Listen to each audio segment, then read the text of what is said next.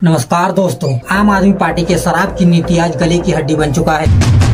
हेमंत सोरेन की तरह अरविंद केजरीवाल को भी ईडी ने समन भेज के 10 बार पूछताछ के लिए बुलाया, लेकिन अरविंद केजरीवाल ने इसको ये बोल के सिर्फ टाल दिया कि ये बीजेपी की साजिश है। सीबीआई और ईडी का आरोप है कि आम आदमी पार्टी ने जो शराब के ठेके के लिए जो पॉलिसी बनाया है, उसके कारण दिल्ली सरकार का 144 करोड़ रुपए का नुकसान हुआ है और आम आदमी पार्टी के नेताओं ने ठेकेदारों से 100 करोड़ रुपए का रिश्वत लिया है। पिछले 2 सालों से ईडी शराब घोटाले को लेके इन्वेस्टिगेशन कर रही है, लेकिन आज तक ईडी इस घोटाले से जुड़े किसी भी व्यक्ति को कोर्ट में ये साबित नहीं कर पाया है कि वो बेईमान है। और मजे की बात ये है कि जिन लोगों पर आरोप लगा है वो भी अपने आप को कोर्ट में ईमानदार साबित नहीं कर पा रहे हैं। 2018 में पीएमएलए में बदलाव करके बीजेपी ने ये रूल बनाया है कि जब तक आप अपने आप को कोर्ट में ईमानदार साबित नहीं कर देते, तब तक आपको जमानत नहीं मिलने वाला है। देखिए, आपने अक्सर सुना होगा कि ईडी एक्शन के मोड में है और किसी न किसी के यहाँ ईडी का रेड पड़ा ही है, लेकिन जब से बीजेपी का सरकार आया है तब से ईडी ने इन्वेस्टिगेशन करने के तरीके को ही बदल दिया है। आज ईडी सिर्फ चुन के विपक्ष के नेताओं को ही टारगेट कर रही है और जो बीजेपी के नेताओं पर घोटाले का आरोप लगा है उस पर तो ईडी कोई एक्शन ही नहीं ले रहा है। आखिर ऐसी कौन सी पॉलिसी आम आदमी पार्टी ने बनाया था जिसकी वजह से ईडी ने शराब घोटाले से जुड़े मामले पर इससे पहले मनोज सिसोदिया, संजय सिंह और अब अरविंद केजरीवाल को भी ईडी ने अपनी कस्टडी में ले लिया है। इस एक वीडियो में शराब नीति से जुड़ा पूरा मामला आपको पता चल जाएगा। आज मैं चौथी पास राजा को एक चैलेंज देना चाहता हूं। जैसे पिछली इंक्वायरियों में कुछ नहीं निकला, अगर इस इंक्वायरी में भी कुछ नहीं निकलेगा तो क्या आप इस्तीफा दोगे झूठी इंक्वायरियां कराने के जुर्म में? देखिए, 17 नवंबर 2021 को दिल्ली सरकार ने नई शराब नीति लागू किया था और इस नए शराब की नीति को एक्साइज पॉलिसी कहा गया है और इस नई पॉलिसी के तहत दिल्ली को 32 जोन में बांटा गया था और हर जोन में 27 शराब की दुकान खोलने के लिए दिल्ली सरकार ने अलाउ किया था और इस पॉलिसी के तहत पूरे दिल्ली में 849 शराब की दुकान खुलनी थी। इस पॉलिसी के तहत एक बड़ा बदलाव ये होने वाला था कि जो भी शराब की दुकानें खुलनी थी वो सारी प्राइवेट सेक्टर की थी। दिल्ली सरकार का इस पर कोई हस्तक्षेप नहीं था। इससे पहले शराब के कारोबार में दिल्ली सरकार का भी हिस्सा हुआ करता था, लेकिन इस नई पॉलिसी के तहत इसे भी खत्म कर दिया गया था। उसके बाद दिल्ली में पहले 60% शराब की दुकानें सरकारी थी और 40% प्राइवेट ऑपरेट करते थे, लेकिन इस नीति के बाद 100% दुकानें प्राइवेट करने की बात हुई थी और इससे दिल्ली सरकार ने ये अनुमान लगाया था कि इस नीति से 3500 करोड़ रुपए का सीधा फायदा होगा और इस नई पॉलिसी को लेकर दिल्ली सरकार का कहना था कि इससे भ्रष्टाचार कम होगा। नई पॉलिसी से दिल्ली में शराब माफिया और कालाबाजारी खत्म होगा और इससे दिल्ली सरकार का इनकम भी बढ़ेगा और 31 अगस्त 2022 तक में दिल्ली सरकार ने इस नई पॉलिसी के तहत 5887 करोड़ रुपए की कमाई भी किया था। लेकिन ये पॉलिसी आने के बाद शराब की दुकान खोलने के लिए जो लाइसेंस का फीस था वो बढ़ गया था और इस नीति से पहले दुकानदारों को शराब के ठेके के लिए जो लाइसेंस की फीस थी वो 25 लाख रुपए के आसपास देना पड़ता था। लेकिन इस नई पॉलिसी आने के बाद शराब कारोबारियों को शराब के ठेके के लाइसेंस के लिए 5 करोड़ रुपए तक देना पड़ रहा था और लाइसेंस की फीस बढ़ने से इस कारोबार से जुड़े जो छोटे व्यापारी थे वो इस कारोबार से बाहर हो गए थे। उसके बाद इस पॉलिसी को लेके विवाद होना शुरू हो गया और बीजेपी ने इस पॉलिसी को लेके ये आरोप लगाया कि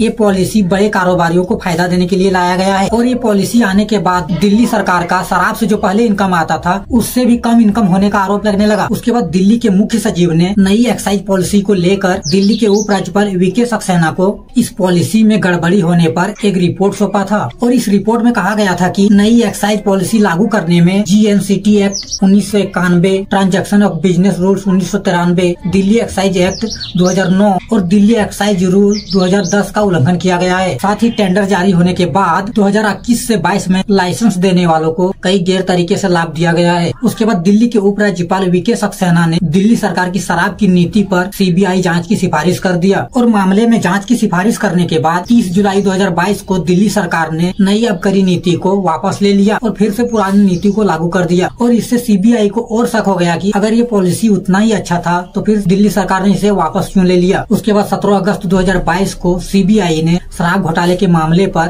केस दर्ज कर लिया। उसके बाद सीबीआई ने 27 सितंबर 2022 को आम आदमी पार्टी के मीडिया प्रभारी विजय नायर को गिरफ्तार कर लिया था और ठीक उसके एक दिन बाद सीबीआई ने समीर महेंद्रू को भी गिरफ्तार कर लिया और फिर 26 फरवरी 2023 को सीबीआई ने मनीष सिसोदिया से 8 घंटे के पूछताछ के बाद और इन्हें भी गिरफ्तार कर लिया जाता है और 10 मार्च को मनीष सिसोदिया की जमानत पर सुनवाई होने वाला था। लेकिन ठीक उसके एक दिन पहले ही यानी कि 9 मार्च को मनी लॉन्ड्रिंग के मामले में ईडी ने मनीष सिसोदिया को गिरफ्तार कर लिया और 1 साल में शराब घोटाले के मामले में ईडी ने लगभग 25 लोगों को गिरफ्तार किया और अभी 21 मार्च को ईडी ने दिल्ली के सीएम अरविंद केजरीवाल को भी गिरफ्तार कर लिया। अरविंद केजरीवाल की गिरफ्तारी से पहले ईडी ने 4 महीने में 9 बार समन भेज के इनको पूछताछ के लिए बुलाया, लेकिन अरविंद केजरीवाल ने बीजेपी की साजिश कहकर ईडी के समन को इग्नोर कर दिया और 16 मार्च 2024 को अरविंद केजरीवाल हाईकोर्ट पहुंच गए और हाईकोर्ट से अरविंद केजरीवाल के वकील ने ये कहा कि आखिरकार ईडी अरविंद केजरीवाल को बार बार समन भेज के क्यों बुला रही है, आखिर उसके पास ऐसा क्या सबूत है ये बताए। उसके बाद अरविंद केजरीवाल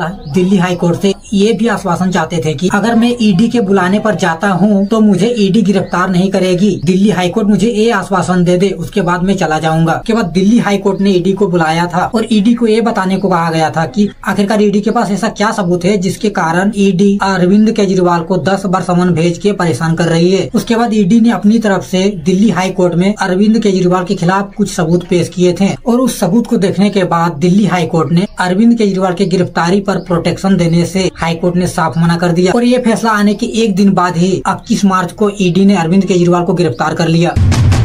और अभी अरविंद केजरीवाल की गिरफ्तारी 4 लोगों के स्टेटमेंट पर हुआ है। फर्स्ट में सी अरविंदा जो कि मनीष सिसोदिया के पीए रहे हैं और ईडी ने सी अरविंदा के बयान पर ही अरविंद केजरीवाल को गिरफ्तार किया है। सेकेंड में मंगुटा श्रीनिवासुल्ला रेड्डी, ये आंध्र प्रदेश से अंगोलो लोकसभा से सांसद हैं। ईडी को इन्होंने बताया था कि 16 मार्च 2021 को इन्होंने सीएम अरविंद केजरीवाल से मुलाकात की थी और ये अभी फिलहाल सरकारी गवाह बन चुके हैं। थर्ड में है राघव मंगुटा, ये एम श्रीनिवासुल्ला रेड्डी के बेटे हैं और ये भी अब सरकारी गवाह बन गए हैं और इसके बयान पर ईडी का दावा है कि इसके पिता को अरविंद केजरीवाल ने दिल्ली बुलाया था और पंजाब और गोवा में होने वाले चुनाव के लिए 100 करोड़ रुपए का फंड मांगा था। और चौथे में है अरविंदो फार्मा के फाउंडर शरत रेड्डी और शरत रेड्डी तो पिछले साल ही सरकारी गवाह बन गए थे। इस केस में अरविंद केजरीवाल को गिरफ्तार करने के 1 साल पहले ही मनीष सिसोदिया, सत्येंद्र जैन, संजय सिंह, के कविता और लगभग 25 लोगों को ईडी ने गिरफ्तार किया है और इस मामले में के कविता को आम आदमी पार्टी के नेताओं को 100 करोड़ रुपए देने में शामिल होने के आरोप में गिरफ्तार किया है और आम आदमी पार्टी पर शराब के लाइसेंसधारियों से पैसे लेने और इससे पंजाब और गोवा में 2022 में होने वाले विधानसभा चुनाव में खर्च करने का आरोप लगा है। और इस पूरे केस में मनी लॉन्ड्रिंग मामले की जांच के लिए दिल्ली के सीएम अरविंद केजरीवाल को पीएमएलए के तहत गिरफ्तार किया गया है और इसलिए अभी अरविंद केजरीवाल को भी बेल मिलने में प्रॉब्लम हो रहा है। पीएमएलए ये एक्ट 2002 में पारित हुआ था और इसे 2005 में लागू किया गया था और बीजेपी ने 2018 में पीएमएलए की धारा 45 में बदलाव करके आरोपी के जमानत पर 2 कंडीशन जोड़ दिया है। फर्स्ट में जब तक आप अपने आप पे लगे आरोप को झूठा साबित नहीं कर देते तब तक आपको जमानत नहीं मिलने वाला है। साथ में ईडी को इस लॉ के तहत बिना वारंट के आरोपी के ठिकाने पर तलाशी लेने का अधिकार दे दिया है। साथ में उसकी संपत्ति जब्त करने, उसे गिरफ्तार करने का अधिकार दे दिया है। और 2018 में जब बीजेपी ने पीएमएलए में बदलाव किया था तो उस समय सुप्रीम कोर्ट में 100 से ज्यादा लोगों ने इस पर याचिका दायर करके बिना वारंट के गिरफ्तारी, संपत्ति जब्त करना, निर्दोष साबित होने के बाद ही बेल मिलना इसको गलत बताया था और इस पर ईडी के मिले अधिकारों को सीआरपीसी के दायरे से बाहर बताते हुए इस एक्ट को असंवैधानिक बताया गया था। लेकिन सुप्रीम कोर्ट ने इस मामले में 27 जुलाई 2022 को अपना फैसला सुनाया था और ईडी को जो बीजेपी ने पावर दिया था उसको सुप्रीम कोर्ट ने बरकरार रखा।